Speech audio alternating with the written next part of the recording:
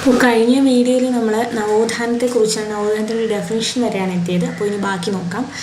മധ്യകാലഘട്ടത്തിൽ നിന്നും ആധുനിക കാലഘട്ടത്തിലുള്ള സംക്രമണ കാലമായിരുന്നു, ട്രാൻസിഷൻ പീരീഡ് ആയിരുന്നു ഏത്? നവോത്ഥാന കാലം. നമ്മൾ പറഞ്ഞു മധ്യകാലഘട്ടത്തിൽ നിന്നും ആധുനിക കാലഘട്ടത്തിലേക്കുള്ളൊരു മാറ്റത്തിൻ്റെ കാലം, ഒരു സംക്രമണ കാലം, ട്രാൻസിഷൻ പീരീഡ് ആയിരുന്നു ഇത് നവോത്ഥാന കാലം.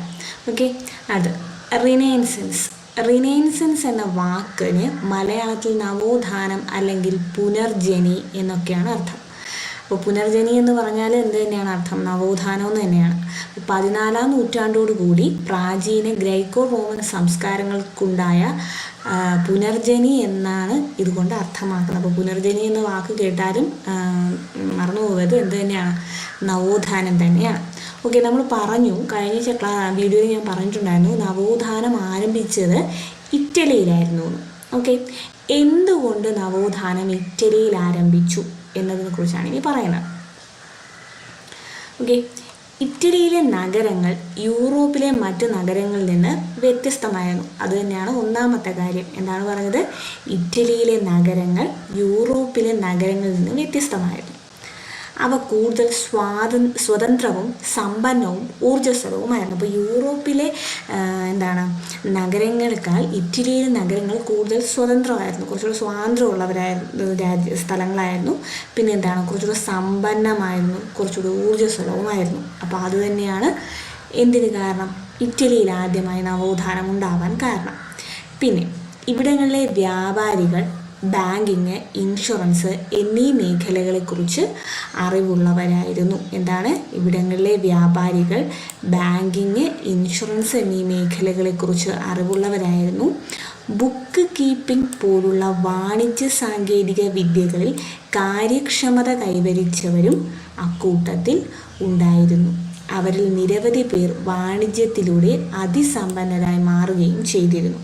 അപ്പോൾ എന്തായിരുന്നു ഇറ്റലിയിൽ നവോത്ഥാനം ആരംഭിക്കാൻ കാരണം എന്ന് ചോദിച്ചാൽ അത് യൂറോപ്പിലെ നഗരങ്ങളെക്കാൾ വ്യത്യസ്തമായിരുന്നു. എങ്ങനെയാണിത് വ്യത്യസ്തമായിരുന്നത്? ഒന്നാമത്തെ കാര്യം എന്ന് പറയുന്നത് ആ നഗരങ്ങൾ കൂടുതൽ സ്വതന്ത്രവും സമ്പന്നവും ഊർജ്ജസ്വലവും. രണ്ടാമത് ഇവിടുത്തെ വ്യാപാരികൾ ബാങ്കിങ്, ഇൻഷുറൻസ് എന്നീ മേഖലകളെക്കുറിച്ച് അറിവുണ്ടായിരുന്നു. ഇവർക്ക് ബുക്ക് കീപ്പിംഗ് പോലുള്ള ടെക്നിക്കൽ നോളജ് ഉണ്ടായിരുന്നു. അതുകൊണ്ട് തന്നെ ഇവരിൽ ചിലർ ഈ വാണിജ്യത്തിലൂടെ അതിസമ്പന്നരുമായിരുന്നു. അതുകൊണ്ട് തന്നെയാണ് അപ്പോൾ അത്രയും സമ്പന്നരും കുറച്ചുകൂടെ അടിസ്ഥാനപരമായ വിദ്യാഭ്യാസം കുറച്ചുകൂടെ ഉള്ളവരും ആയതുകൊണ്ടായിരിക്കാം യൂറോപ്പിന് മുന്നേ ഇറ്റലിയിൽ ഈ നവോത്ഥാനം ആരംഭിക്കാനായിട്ട് ഇടയാക്കിയത്. ബുക്ക് കീപ്പിംഗ് എന്താണെന്നാണ് അടുത്ത ബോക്സിൽ കൊടുത്തിരിക്കുന്നത്. അതായത് ഒരു സ്ഥാപനത്തിൻ്റെ വരവ്, ചെലവ്, ദൈനംദിന കണക്കുകളൊക്കെ ക്രമമായി രേഖപ്പെടുത്തുന്നതിനെയാണ് ബുക്ക് കീപ്പിംഗ് എന്ന് പറയുന്നത്. ഇത് അക്കൗണ്ടിങ്ങിൻ്റെ ആദ്യത്തെ ഒരു നടപടിയാണ് ബുക്ക് കീപ്പിംഗ് എന്നൊക്കെ പറയുന്നത്. ഓക്കെ,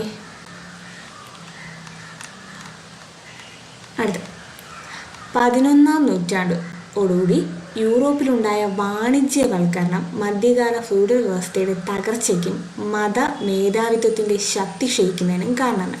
അപ്പോൾ 11-ാം നൂറ്റാണ്ടോടുകൂടി യൂറോപ്പിൽ വാണിജ്യവൽക്കരണം ഉണ്ടായി. അപ്പോൾ വാണിജ്യവൽക്കരണം ഉണ്ടായ നൂറ്റാണ്ട്, യൂറോപ്പിലെ വാണിജ്യവൽക്കരണം ഉണ്ടായ നൂറ്റാണ്ട് 11-ാം നൂറ്റാണ്ട്. ഓക്കെ, ഇതോടുകൂടി എന്തൊക്കെ തകർന്നു? ഫ്യൂഡൽ വ്യവസ്ഥ, മതമേധാവിത്വ ശക്തി, ഇത് രണ്ടും തകരുന്നതിനും ക്ഷയിക്കുന്നതിനുമൊക്കെ ഇടയായി. ഇത് സമ്പന്നരായ ഒരു വിഭാഗത്തിൻ്റെ ഉയർച്ചയ്ക്കും ആധിപത്യത്തിനും ഇടയാക്കി. ഫ്യൂഡൽ വ്യവസ്ഥ തകർന്നതോടുകൂടി സമ്പന്നരായ ഒരു വിഭാഗം എന്ത് ചെയ്യാൻ തുടങ്ങി? ഉയർന്നു വരാനായിട്ട് തുടങ്ങി. വാണിജ്യ പുരോഗതിയുടെ ഫലമായിട്ട് ഇറ്റലിയിൽ നിരവധി കുടുംബങ്ങൾ ഉയർന്നു വന്നു. അപ്പോൾ ഇറ്റലിയിൽ എന്ത് ചെയ്തു? വാണിജ്യവൽക്കരണം വന്നു എന്ന അർത്ഥം എന്ന് പറയുന്നത് അവിടെ വാണിജ്യ പുരോഗതി നല്ല രീതിയിൽ കൈവരിച്ചു. ഇതിൻ്റെ ഫലമായിട്ട് ഇറ്റലിയിൽ സമ്പന്ന കുടുംബങ്ങൾ, അതായത് ഈ വാണിജ്യ പുരോഗതി നേടിയ കുടുംബങ്ങൾ സമ്പന്നരായി മാറി. ഇവർ രാഷ്ട്രീയ അധികാരത്തിൻ്റെ ഒരു പങ്ക് ആവശ്യപ്പെട്ടു. അപ്പോൾ സമ്പന്നരായപ്പോൾ, അത്രയും കുടുംബങ്ങൾ സമ്പന്നരായപ്പോൾ അവർ രാഷ്ട്രീയ അധികാരത്തിൽ ഒരു പങ്ക് അവരും ആവശ്യപ്പെട്ടു. ഇത്തരത്തിൽ ഉയർന്നു വന്ന കുടുംബങ്ങളും അവ വളർന്നു വന്ന നഗരങ്ങളും ഏതൊക്കെയാണെന്ന് നോക്കാം. അപ്പോൾ ഇറ്റാലിയൻ കുടുംബങ്ങൾ, അതായത് സമ്പന്ന കുടുംബങ്ങളാണ് ഈ പറയുന്നത്. ഇറ്റാലിയൻ സമ്പന്ന കുടുംബങ്ങളായ ആദ്യത്തേത് മെഡിച്ചി. ഇത് വളർന്നു വന്ന നഗരം ഫ്ലോറൻസ് ആണ്. അടുത്തത് Sforza, Milan, Farnese, Parma, Orsini, Naples, Visconti, Milan. ഏതൊക്കെയാണ്? ഒന്ന് ജസ്റ്റ് ഒന്ന് നോക്കി വെച്ചിരിക്കുക. അത് Medici Florence, Sforza Milan, Farnese Parma, Orsini Naples, Visconti Milan. Okay, അത് നമ്മൾ നോക്കുന്നത് കുരിശുദ്ധങ്ങളെക്കുറിച്ചാണ്. മധ്യകാലത്ത് നടന്ന കുരിശുദ്ധങ്ങൾ കിഴക്കും പടിഞ്ഞാറും തമ്മിലുള്ള സാംസ്കാരിക വിനിമയത്തിന് വഴിതെളിച്ചു. അപ്പോൾ കിഴക്ക് ഭാഗവും യൂറോപ്പിൻ്റെ കിഴക്ക് ഭാഗവും പടിഞ്ഞാറ് ഭാഗവും തമ്മിലുള്ള ഒരു സാംസ്കാരിക വിനിമയത്തിന് വഴിതെളിച്ചതാണ് കുരിശുയുദ്ധങ്ങൾ. കിഴക്കൻ ലോകത്തെ സംസ്കാരങ്ങൾ, നഗരങ്ങൾ, അവിടങ്ങളിലെ ജനജീവിതം തുടങ്ങിയവയുമായി ഇറ്റാലിയൻ നഗരങ്ങൾ പരിചയത്തിലായി. ഓക്കെ, കിഴക്കൻ ലോകത്തുണ്ടായിരുന്ന സംസ്കാരങ്ങൾ, നഗരങ്ങൾ, അവിടുത്തെ ജനജീവിതം അറിയാനിടയായി ഇറ്റാലിയൻ നഗരങ്ങൾക്ക് പരിചിതമാവാൻ തുടങ്ങി. ഇത് ഇറ്റാലിയൻ നഗരങ്ങളുടെ വളർച്ചയ്ക്ക് വേഗത കൂട്ടി. ഇസ്ലാമിക രാജ്യമായ ബൈസന്റൈൻ, കിഴക്കൻ റോമൻ അല്ലെങ്കിൽ സാമ്രാജ്യം എന്നിവയുമായി സ്ഥാപിച്ച വാണിജ്യ ബന്ധത്തിലൂടെ വൻതോതിൽ സമ്പത്ത് ഇറ്റാലിയൻ നഗരങ്ങളിലേക്ക് ഒഴുകി. അപ്പോൾ എന്താണ്? ഇസ്ലാമിക രാജ്യമായ ബൈസന്റൈൻ സാമ്രാജ്യം എന്നിവയുമായി സ്ഥാപിച്ച വാണിജ്യ ബന്ധത്തിലൂടെ ഇറ്റലിയിലേക്ക് എന്ത് ചെയ്തു? വൻതോതിൽ സമ്പത്ത് ഒഴുകി. കാലാന്തരത്തിൽ മെഡിറ്ററേനിയൻ പ്രദേശം കേന്ദ്രീകരിച്ച് നിലനിന്നിരുന്ന കിഴക്കും പടിഞ്ഞാറും തമ്മിലുള്ള വാണിജ്യത്തിൻ്റെ കുത്തക ഇറ്റാലിയൻ നഗരത്തിലെ കച്ചവടക്കാരുടെ നിയന്ത്രണത്തിലായി. അപ്പോൾ അതിന് മുന്നേ മെഡിറ്ററേനിയൻ പ്രദേശം കേന്ദ്രീകരിച്ചായിരുന്നു എന്ത്? കിഴക്കും പടിഞ്ഞാറും തമ്മിലൊരു വാണിജ്യ കുത്തക നിലനിന്നത്. അത് ഇറ്റാലിയൻ നഗരങ്ങളിലെ കച്ചവടക്കാരുടെ നിയന്ത്രണത്തിലേക്ക് മാറി. ഓക്കെ, ഇനി എന്താണ് കുരിശുയുദ്ധം എന്നൊരു ബോക്സ് കൊടുത്തിട്ടുണ്ട്. വിശുദ്ധ നാടായി കരുതപ്പെടുന്ന ജെറുസലേമിനായി ഇസ്ലാം മത വിശ്വാസികളും ക്രൈസ്തവരും തമ്മിൽ നടന്ന യുദ്ധങ്ങളാണ് കുരിശുയുദ്ധങ്ങൾ. അപ്പോൾ ജെറുസലേമിന് വേണ്ടിയിട്ട് ഇസ്ലാം ക്രൈസ്തവ മതവിശ്വാസികൾ തമ്മിൽ നടന്ന യുദ്ധമാണ് കുരിശുയുദ്ധം. ഏഷ്യയിലെയും യൂറോപ്പിൻ്റെയും രാഷ്ട്രീയ, സാമൂഹിക, സാമ്പത്തിക ജീവിതത്തിൽ ഇത് നിർണായക സ്വാധീനം ചെലുത്തി. CE 11-ാം നൂറ്റാണ്ട് മുതൽ 13-ാം നൂറ്റാണ്ട് വരെയായിരുന്നു ഇതിൻ്റെ കാലഘട്ടം. അപ്പോൾ എന്താണ്? വിശുദ്ധ നാടായി കരുതപ്പെടുന്ന ജെറുസലേമിനായി ഇസ്ലാം ക്രൈസ്തവ മതവിശ്വാസികൾ തമ്മിൽ നടന്ന യുദ്ധമാണ് കുരിശുയുദ്ധം.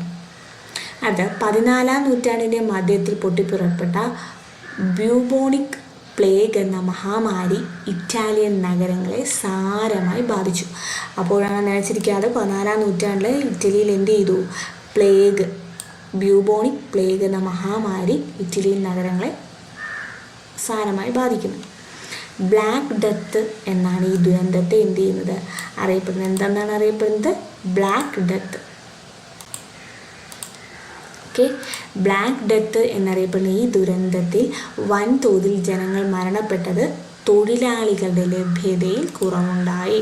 അപ്പോൾ എന്താണ് പറ്റിയത്?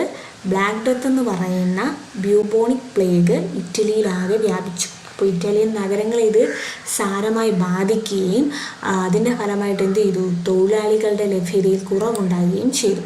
ഇത് കാർഷിക മേഖലയെ ആശ്രയിച്ച് നിലനിന്നിരുന്ന മധ്യകാല ഫ്യൂഡൽ വ്യവസ്ഥയുടെ തകർച്ചയ്ക്കും കാരണം. ഓക്കെ, വാണിജ്യ കേന്ദ്രമായ ഒരു മധ്യവർഗത്തിൻ്റെ വളർച്ചയ്ക്ക് വഴിയൊരുക്കുകയും ചെയ്തു. അതായത് കൃഷി തകർന്നതോടുകൂടി എന്ത് പറ്റി? ഒരു വാണിജ്യ കേന്ദ്രീകൃതമായ മധ്യവർഗം അവർ വളർന്നു വരുന്നതിന് ഇടയാക്കി. നിലവിലുണ്ടായിരുന്ന മരുന്നുകൾ പ്ലേഗിനെ ചെറുക്കുന്നതിൽ പരാജയപ്പെട്ടപ്പോൾ ജനം പ്രാചീന ഗ്രീസിലെയും റോമിലെയും വൈദ്യശാസ്ത്രത്തെക്കുറിച്ച് കൂടുതൽ പഠിക്കാൻ തുടങ്ങി. കാരണം അന്നുണ്ടായിരുന്ന മരുന്നുകളൊന്നും എന്ത് ചെറുക്കാൻ, പ്ലേഗ് ചെറുക്കാനായിട്ട് സഹായകമായില്ല. അപ്പോൾ അത് കാരണം ജനങ്ങൾ എന്ത് ചെയ്തു? പ്രാചീന ഗ്രീസിലെയും റോമിലെയും വൈദ്യശാസ്ത്രത്തെക്കുറിച്ച് കൂടുതൽ പഠിക്കാൻ തുടങ്ങി. പ്ലേഗിൻ്റെ ഭീകരത മനുഷ്യജീവിതത്തെ എന്ത് ചെയ്തു? പെട്ടെന്ന് ഇല്ലാതാക്കുന്ന നൈമിഷികതയും അനിശ്ചിതത്തെയും കുറിച്ച് ചിന്തിക്കാനും സുഖങ്ങളെക്കുറിച്ച് അന്വേഷിക്കാനും തങ്ങളെക്കുറിച്ച് തന്നെ ചിന്തിക്കാനും പ്രേരിപ്പിച്ചു. ഇത് മാനവികതയിലേക്ക് വഴി തുറന്നു. മനസ്സിലായ? മനുഷ്യജീവിതത്തിൻ്റെ എന്താണ് നൈമിഷികതയെ എന്ന് വെച്ചാൽ എന്താണ്? വളരെ നിമിഷാർത്ഥമാകുന്ന കാര്യം. മനുഷ്യജീവിതം ഒരു എന്താണ് ഒരു ഗ്യാരണ്ടി ഇല്ല. അതാണ് അനിശ്ചിതത്വയും നൈമിഷികതയും എന്ന് പറയുന്നത്. അപ്പോൾ അതിനെക്കുറിച്ച് ചിന്തിക്കാൻ തുടങ്ങിയപ്പോൾ സുഖങ്ങളെക്കുറിച്ച് അന്വേഷിക്കാനും തങ്ങളെക്കുറിച്ച് തന്നെ ചിന്തിക്കാനും അവരെ പ്രേരിപ്പിച്ചു. മനുഷ്യനെക്കുറിച്ച് തന്നെ ചിന്തിക്കാൻ മനുഷ്യനെ പ്രേരിപ്പിച്ചു. ഇതാണ് മാനവികതയിലേക്ക് വഴി തുറന്നത്, ഹ്യൂമാനിസത്തിലേക്ക് വഴി തുറന്നത് എന്ന് പറഞ്ഞപ്പോൾ ഈ ഹ്യൂമാനിസത്തിലേക്ക് വഴി തുറക്കാൻ ഇടയായ സാഹചര്യം എന്ത് തന്നെയാണ്? പ്ലേഗ് എന്നറിയപ്പെടുന്ന ബ്ലാക്ക് ഡെത്ത് എന്ന് അറിയപ്പെടുന്ന പ്ലേഗ് തന്നെയാണ്. അത് കാരണമാണ് മനുഷ്യനെക്കുറിച്ച് തന്നെ ചിന്തിക്കാൻ തുടങ്ങിയത്. അതാണ് ഹ്യൂമനിസം എന്ന് പറയുന്നത്. ഓക്കെ, അടുത്ത ബ്ലാക്ക് ഡെത്തിനെ കുറിച്ച് പറയുന്നുണ്ട്. 1347 1351 ഇടയിൽ യൂറോപ്പിനെ തകർത്തെറിഞ്ഞ പ്ലേഗ് എന്ന മഹാമാരിയാണ് ബ്ലാക്ക് ഡെത്ത് എന്ന് പറയുന്നത്. ഈ അസുഖം ബാധിക്കുന്നവരുടെ ശരീരത്തിൽ കറുത്ത കുമിളകൾ രൂപപ്പെടുന്നതിനാൽ ഇതിനെ കറുത്ത മരണം എന്നറിയപ്പെട്ടു. വാണിജ്യത്തിനായി വന്ന കപ്പലുകളിലൂടെ എത്തിയ എലികളിലെ ചെള്ള് വഴിയാണ് യൂറോപ്പിൽ പ്ലേഗ് പടർന്നു പിടിച്ചതെന്നാണ് പറയുന്നത്. ഓക്കെ, ബാക്കി നമുക്ക് അടുത്ത പാർട്ടിൽ നോക്കാം. ഒരു പാർട്ടായിട്ട് നോക്കിയാൽ ഹിസ്റ്ററി ആദ്യത്തെ ഈ മാനവികത എന്ന് പറയുന്ന ചാപ്റ്റർ കുറച്ച് എന്താണ് മനസ്സിലാക്കിയെടുക്കാൻ കുറച്ച് പാടാണ്. അപ്പോൾ നമ്മൾ ഒരുമിച്ച് എടുക്കുന്നതിനേക്കാളും നല്ലത് ഓരോ 2 പേജ് വെച്ചിട്ട് പറഞ്ഞു പോകുന്നതായിരിക്കുമ്പോൾ ബാക്കി നമുക്ക് അടുത്ത വീഡിയോയിൽ നോക്കാം.